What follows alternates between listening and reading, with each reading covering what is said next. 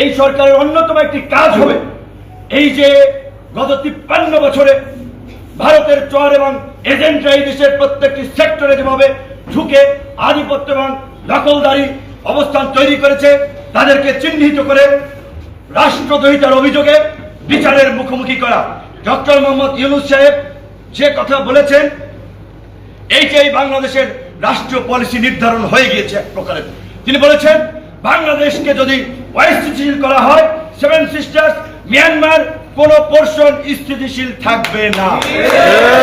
পরিষ্কার কথা, tit for tat, ইট্টি মারলে পাটকেলটি খেতে হবে। তুমি আমার সাথে বন্ধুত্বের সম্পর্ক স্থাপন করবা, আমরা সর্বোচ্চ আপনার তোমার জন্য করব। তুমি আমাদেরকে শত্রু ভাবাপন্ন ভাববা, আমরাও তোমাদেরকে শত্রু ভাবাপন্ন ভাববো। আজকে বাংলাদেশের এই আন্দোলনের পক্ষে কলকাতা থেকে শুরু করে পুরো ইন্ডিয়াতে ছাত্র জনতা যেভাবে বাংলাদেশের এই মানুষের পক্ষে দাঁড়িয়েছে, আজকের এই প্রোগ্রাম থেকে মমতা বন্দ্যোপাধ্যায়কে অবশ্যই আমাদেরকে সীমান্তে ঠক ঠক করে পশ্চিমবঙ্গের দরজা তাদের জন্য খোলা থাকবে। তিনি এই কথা বলে বাংলাদেশের মানুষের বন্ধুত্বের পরিচয় দিয়েছেন। ভারতের রাজনীতিবিদদের কাছ থেকে, পলিসি মেকারদের কাছ থেকে আমরা এই দৃষ্টিভঙ্গি চাই, কিন্তু গত 15 বছরে সবার কাছ থেকে সেইটা কিন্তু আমরা পাইনি।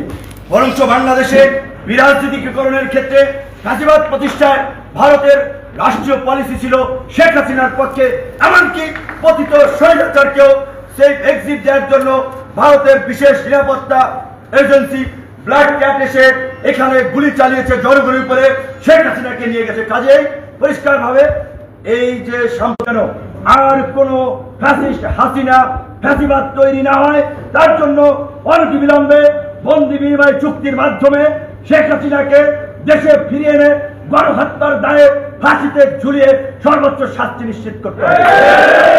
ছাত্রলীগ যুবলীগ পরিষ্কার ভাবে এই আন্দোলনে অস্ত্র নিয়ে রামদা নিয়ে তাণ্ডব চালিয়েছে, মানুষের বুকে গুলি চালিয়েছে, পুলিশের পোশাক পরে সিভিল সাধারণ পোশাকে সর্বাবস্থায় ছাত্রলীগ যুবলীগকে স্বরাষ্ট্র মন্ত্রণালয় থেকে সন্ত্রাসী সংগঠন হিসেবে ঘোষণা দিতে হবে এবং আওয়ামী লীগের মতো কোন ফ্যাসিস্ট শক্তি যেন এই দেশে আর মাথা চাড়া দিয়ে না উঠতে পারে, তার জন্য সবাই মিলে আমরা যেটা বলেছি আগামীর বাংলাদেশ বিনির্মাণে কাজ করতে হবে। আওয়ামী লীগকে নিষিদ্ধের দাবিতে অবশ্যই রাজপথে আন্দোলন সংগ্রাম অব্যাহত রাখতে হবে। আওয়ামী লীগ প্রতি বিপ্লবের স্বপ্ন দেখছে, তাদের কাছে টাকা আছে, ওয়ার্ড পর্যায়ের নেতা থেকে শুরু করে টপ লেভেল হাজার হাজার শত শত কোটি টাকার মালিক। কাজেই বাংলাদেশের মতো একটা থার্ড ওয়ার্ল্ড করাপ্টেড কান্ট্রির দেশের লোকজন পয়সায় প্রভাবিত হয়, এটা সত্য। কাজেই তারা কিন্তু থেমে নেই। শেখ হাসিনা হিটলারকে ছাড়িয়ে গেছেন, ফিরাউনদেরকেও ছাড়িয়ে গেছেন। ফিরাউনকে হেলিকপ্টার থেকে গুলি করছিল, নমরুদকে এইভাবে মানুষ মারছে, হয়তো টুকটাক অত্যাচার করছে। তো শেখ হাসিনা ফিরাউন নমরুদকেও ছাড়িয়ে গিয়েছেন। কাজেই তিনি কিন্তু এই থেমে নাই শয়তানি বুদ্ধি নিয়ে। কাজেই আমরা পরিষ্কার ভাবে জেলা উপজেলায় পাড়া মহল্লায় আপনাদেরকে সজাগ থাকার আহ্বান জানাচ্ছি।